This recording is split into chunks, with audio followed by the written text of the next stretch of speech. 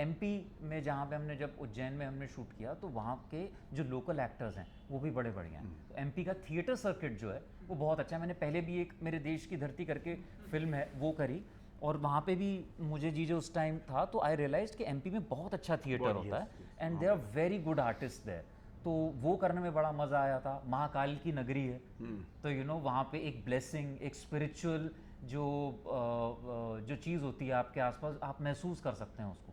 खाने पीने का मज़ा, हर चीज़ ऑल सब मज़ा ही था। और दूसरा ये कि ये जो मंगेश ने शुरुआत में बताया कि ये कहानी जो उनके बहुत नज़दीक है।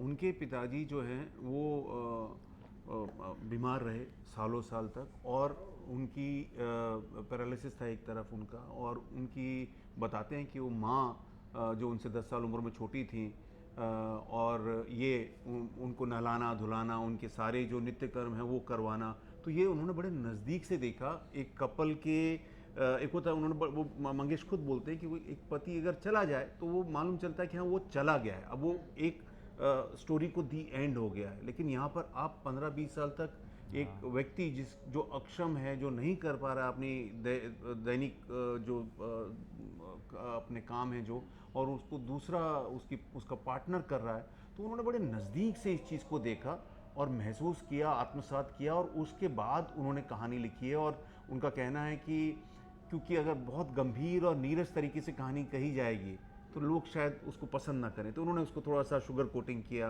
थोड़ा पारिवारिक माहौल दिखाया, थोड़ा सा नटखट जो कैरेक्टर है दिव्येंदु का उसमें उसको लेकर आए। तो मुझे लगता है कि ये उस तरह से दर्शकों को के दिल को ज़रूर छुएगी। और कॉमेडी जो है ना इस फिल्म की, वो देख के इतना मज़ा आएगा आपको, क्योंकि कुछ ओल्ड स्कूल जैसी फिल्में होती थी ना हमारी, ऋषिदा की फिल्में, बासु चटर्जी की फिल्में, वो कुछ याद आएगा। हमारी comedy in your face comedy नहीं है, लेकिन गुलगुली करेगी आपको कहीं ना कहीं अंदर। तो वो एक बड़ी वो जो सुर है कॉमेडी का, वो बड़े टाइम बाद शायद किसी ने इतना प्यारे तरीके से मतलब ऐसा नहीं कि हर जगह पे चुटकुले बोले जा रहे हैं, सिचुएशन जो इतनी फनी बन के निकल कर आई है वो बड़ा मनोरंजक।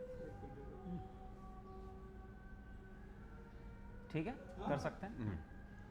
कॉमेडी से याद आया जी, आई डोंट नो कि सोशल मीडिया पर आप लोग कितने एक्टिव हैं कि नहीं।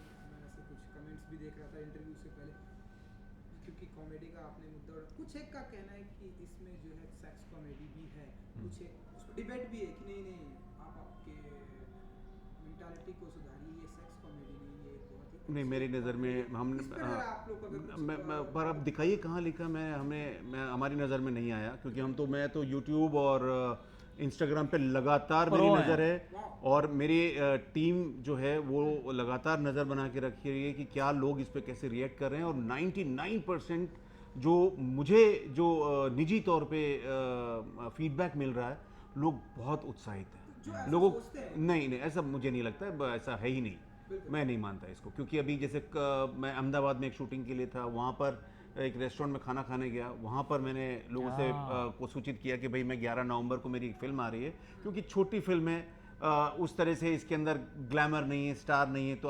हमारा फ़र्ज़ बनता है कि हम लोगों तक ये बात पहुँचाएँ। तो जिन भी लोगों से मैंने बात की, ज़्यादातर लोगों ने बोला कि अरे आप लोग ये बड़ी अलग और अनूठी कहानी लेकर आ रहे हैं, और हम लोग इसको ज़रूर थिएटर में देखने जाएंगे।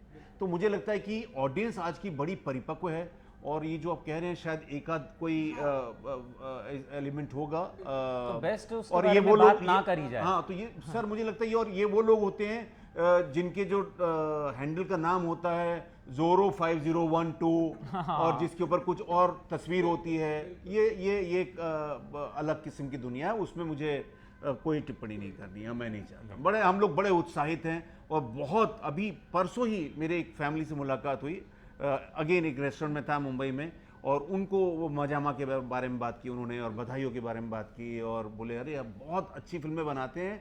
और ऐसा फीडबैक मिलता है दिव्येंदु कि ऐसा लगता है कि हमारे बीच से कोई जाके सिनेमा में काम कर रहा है। तो मैंने उनको बोला कि सर हम एक ऐसी उसमें, वो 65 साल के एक सज्जन थे, उनको मैंने बताया कि एक फिल्म आ रही है थाई मसाज, जो एक 70 बरस के एक आदमी की कहानी है, और वो थाईलैंड जाता। अरे क्या बात है, जरूर देखने जाएंगे हम लोग।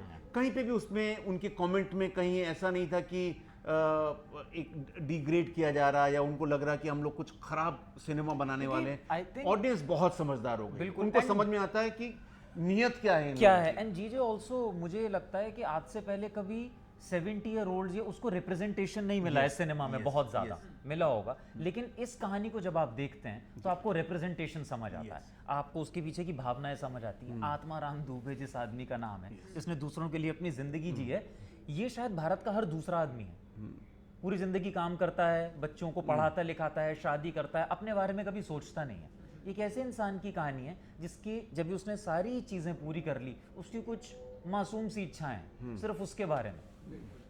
चलिए 11 नवंबर को ये Yes. मसाज थिएटर में आ रही है, जो बहुत ही अच्छा रिस्पांस मिल रहा है। कुछ कहेंगे आप ऑडियंस को कि जाएं? मतलब हम तो यही ऑडियंस से रिक्वेस्ट करना चाहेंगे कि हमने जो आज ऑडियंस जिस तरह की कहानी के बारे में बात करती है और जैसे बोलती है कि फॉर्मूला फिल्म से ऊब चुकी है, लीक से हट कर कुछ कहानी होनी चाहिए, मंगेश और हमने मिलकर ऐसी कहानी बनाई है।